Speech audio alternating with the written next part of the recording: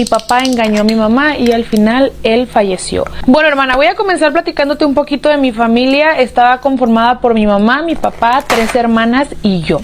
La verdad es que mi familia siempre fue una familia muy unida, muy bonita. De verdad que teníamos mucha comunicación. Éramos una familia que pues ejemplar. Yo siempre escuchaba cómo mis amigos, mis compañeros, mis compañeras hablaban siempre de sus papás. Siempre llegaban a platicar como que no, mi papá le fue infiel a mi mamá, no, mi mamá le fue infiel a mi papá, no, mi papá nos abandonó, no, mi papá eso.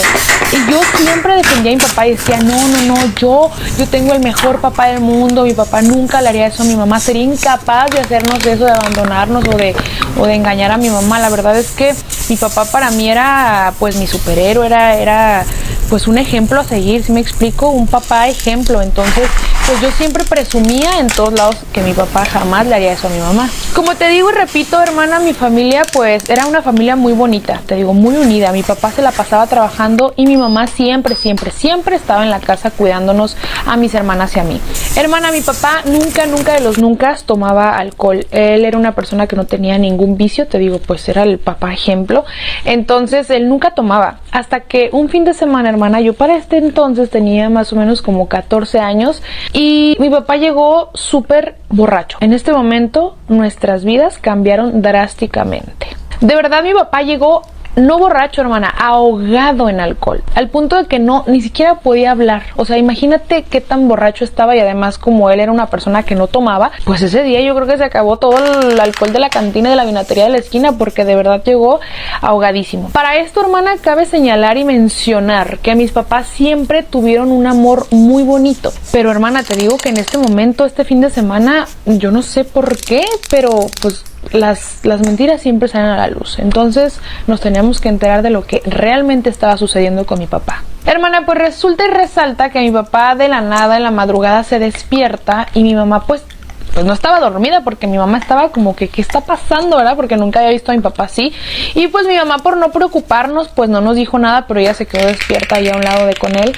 Y en eso mi papá pues se despierta y mi mamá le dice, oye, pues qué onda, ¿no? ¿Qué está pasando? ¿Por qué llegaste borracho? Se me hace muy raro que hagas estas cosas cuando en todos los años que llevamos casados jamás en la vida ni de novios hiciste esto. O sea, dime qué está pasando, dime si tienes algo, dime qué problemas tienes para poderlo solucionar, ¿no? Para ayudarte como siempre ha sido. Ay, hermana, pues en eso mi papá le dice, ¿sabes qué? Ya no aguanto más con esta culpa, te tengo que decir la verdad. Y la verdad es que te estoy engañando con otra. La verdad es que tengo a una amante. Imagínate cómo se quedó mi mamá cuando escuchó estas palabras de mi papá. Hermana, pues mi mamá obviamente estaba en shock. Imagínate que el amor de su vida, su compañero de vida, o sea, su esposo perfecto de tantos años, cuando jamás en la vida habían tenido un problema como este tipo. Entonces mi mamá estaba en shock. Y más en shock quedó cuando mi papá le confiesa que su amante tenía la misma edad que mi hermana mayor. Pobrecita de mi mamá, hermana, de verdad la hubieras visto. Llore y llore toda la noche despierta pensando qué era lo que ella había hecho mal para que mi papá cambiara así de la noche a la mañana. Hermana, a partir de este momento, te digo, las cosas cambiaron en mi casa horriblemente. Mis papás se la pasaban peleando. Llegaron al punto, imagínate, de agarrarse a golpes los dos. Algo que jamás nosotros en la vida habíamos visto en nuestra casa, en nuestro hogar. O sea, nuestro hogar era nuestro templo. Entonces, imagínate de no ver problemas, allá ahora agarrarse a golpes. Y eso no es todo, hermana, eso no es todo. A partir de este momento mis papás se ponían borrachos juntos y yo los tenía que cuidar como de unos adolescentes, ¿haz de cuenta?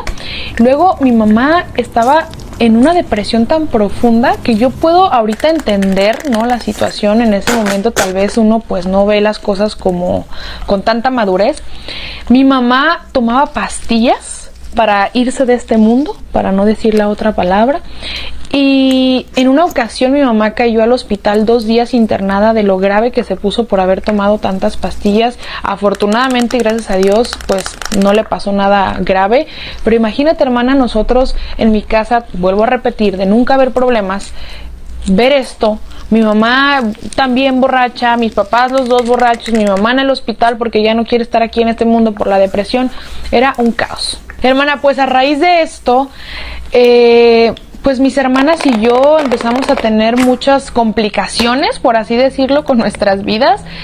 Fíjate, yo a mis 15 años, es que quiero, o sea, yo sé que no es una justificación, porque al final uno decide tomar decisiones así, ¿no? Pero yo creo que de tantos problemas nos empezamos a refugiar mis hermanas y yo cometiendo errores. Yo a los 15 años quedé embarazada. Mi otra hermana se metió con un casado. Mi otra hermana se juntó con su novio. Y mi otra hermana se metió con un primo. Yo no sé, tú dime quién estuvo peor de todo lo que hicimos mis hermanas y yo.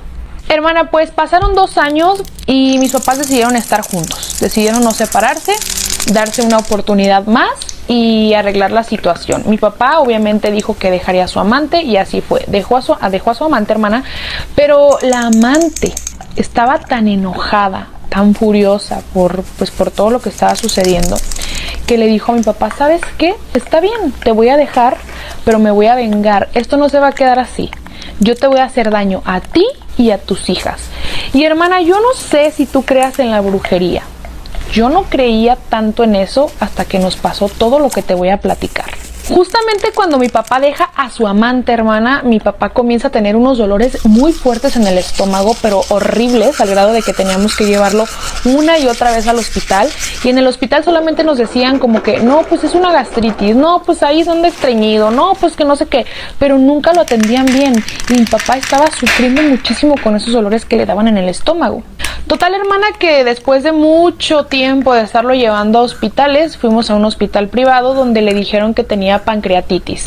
Desafortunadamente, pues en otros hospitales, como no nos dieron un diagnóstico rápido pronto, pues se lo detectaron demasiado tarde, porque ya después, bueno, ya con ese diagnóstico fuimos a otro hospital ya público, porque pues obviamente están muy caros los hospitales privados. Fuimos a un público, hermana, y ahí le hicieron pues estudios, le hicieron un eco, ¿no? Para revisarle todo, y le dijeron que tenía una masa muy grande, que al parecer esa masa desafortunadamente podía ser cáncer. Hermana, pues imagínate, mi papá estaba que estudios tras estudios tras estudios tras estudios para analizar qué era lo que estaba pasando.